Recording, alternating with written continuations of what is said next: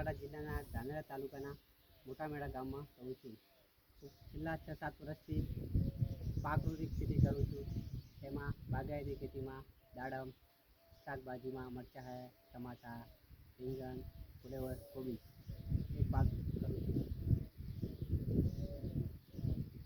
કેટલા દિવસ પહેલાં મને એક મિત્ર દ્વારા કૃષિ પ્રગતિ એપ્લિકેશન વિશેની મને માહિતી મળી. આ એપ્લિકેશન દ્વારા ખેડૂતને લગતી બધી અંદર માહિતી જોવા મળે છે.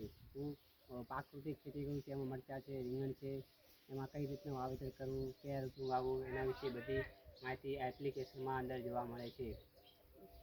હું મરચાં તો કરું છું, પણ એમાં એપ્લિકેશનમાં વધારે અંદર માહિતી જોવા મળે છે કે આપણે મરચાં કઈ ઋતુમાં વાવવા, કયા ટાઈમે વાવાય, કેટલી ઊંડી ખેડ કરવી, કયા ટાઈમે પાણી પાવું, કયા ટાઈમે નિંદામણનો નાશ કરવો, એના વિશે બધી માહિતી આ એપ્લિકેશન દ્વારા મને જાણવા મળે છે.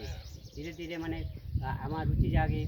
એમાં રીંગણ, ટમાટા, કોબી, ફુલાવર વિશેની બધી અંદર માહિતી અંદર જોવા મળી.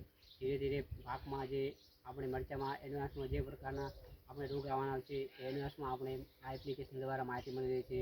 પાંદડામાં કોઈ રોગ બીજો હોય આમાં ફોટો પાડીને સ્કેન કરો તો રોગ જીવાત વિશેની પણ આ એપ્લિકેશન દ્વારા અંદર માહિતી મળતી રહે છે. વરસાદ, હવામાન ક્યારે આવવાનું છે એના વિશે પણ અઠવાડિયામાં પહેલાં આપણને એડવાન્સની માહિતી મળી રહે છે.